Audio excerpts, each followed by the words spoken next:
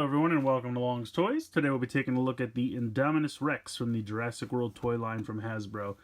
These toys are from the first Jurassic World movie, but with Fallen Kingdom, the sequel, coming out this Friday, I'm kind of in dino mode, so I'm very excited for that new movie coming out this Friday. So I thought it'd be fun to take a look at some of these older Jurassic World toys that I happen to have in the package still. I got a couple of the figures when kind of Walmarts and Targets were clearancing out all their Jurassic World stuff towards the end of the run. And I got this guy for $9 at a Walmart, down from $40, so I thought that was a pretty good deal. Now, unlike the T-Rex that we took a look at yesterday, this does not have batteries included, but it still suggests Duracell, so they must have had some kind of deal with Duracell when these came out. But you have to supply your own AA batteries. But it boasts lights and sound, so, dinosaur roaring. I just love these little, this wave of sound icon and a little light bulb icon for the lights on the back. I don't know why, it just makes me laugh. But in any case, we have to supply our own batteries, so we'll be taking a look at that.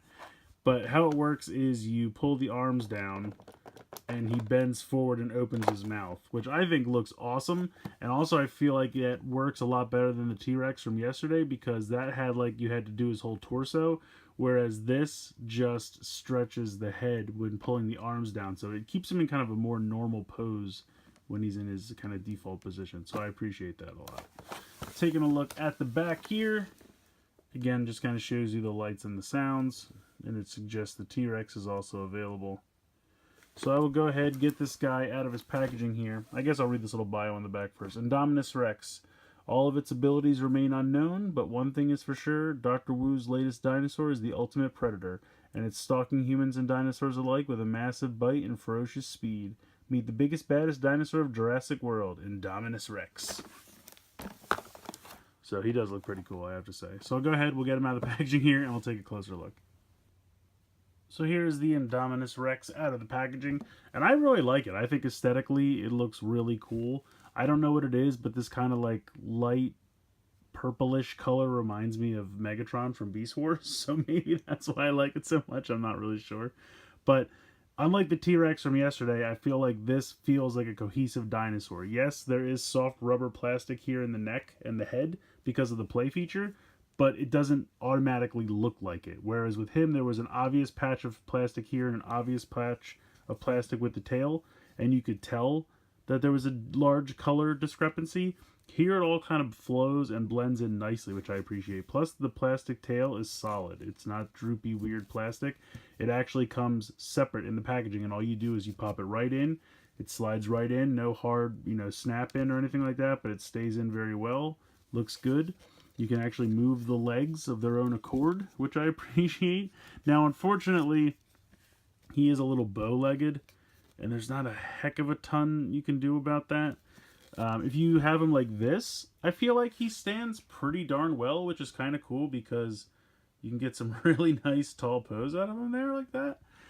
If you start to bend him like this a little bit, his weight will kind of, take it. You can see how he's kind of sliding a little bit on that back leg.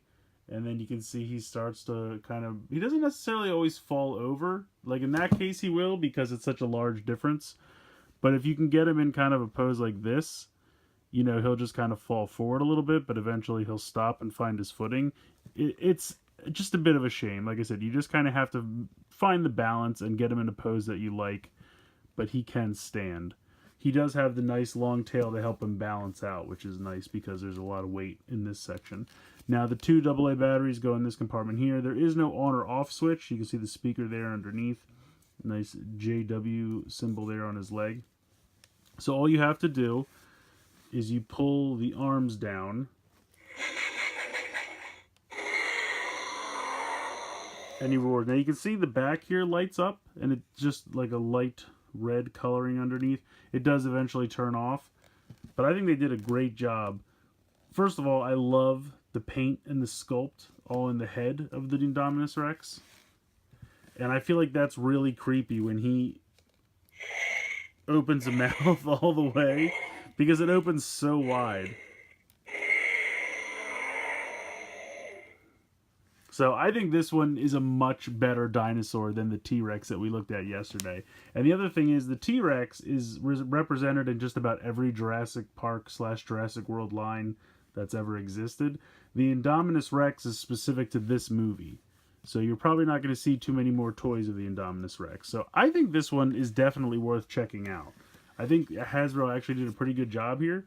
I love the design. All the molded in detail looks good. The rubber in the head and the neck works. It's the right color blended with the plastic. It doesn't look out of place. You can hardly even tell it's soft plastic until you touch it. And I think this play feature with pulling the arms down works a lot better than rearing back on the legs. Now, the only problem, as you can tell, his legs are a little wonky. But you can get him in some cool poses.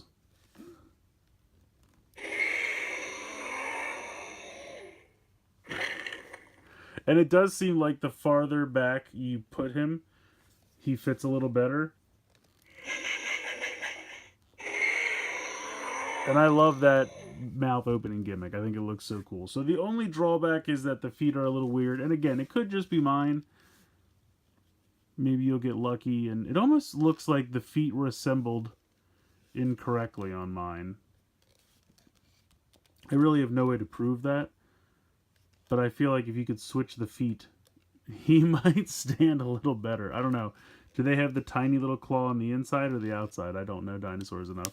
Well, plus this isn't a real dinosaur. It's a genetically created dinosaur for the movie. So the only drawback is the fact that he can't stand that well. But if you can get him in a pose that works, he will eventually stand and you can distribute the weight. I don't know. I feel like the more I play with it, the more this leg does not want to work out for me. But overall, I think it's a cool dinosaur. I think kids would have a lot of fun with it. I think he looks great as a display piece if you can get him to stand. And I think the lights and sounds are really fun. Just overall, I think it's a much better dinosaur toy than the T-Rex from the line that we looked at yesterday. So let me know what you guys think in the comments below. Let me see if I can get him to stand before we take off here. No? Yeah, he wants no parts of it now. Oh, there you go. Like I said, you can kind of get it to work. It's just weird. It's just a shame about the feet because it's a great toy otherwise. So let me know what you guys think. Please like, share, comment, subscribe. Hope you guys enjoyed this video. And as always, thank you so much for watching.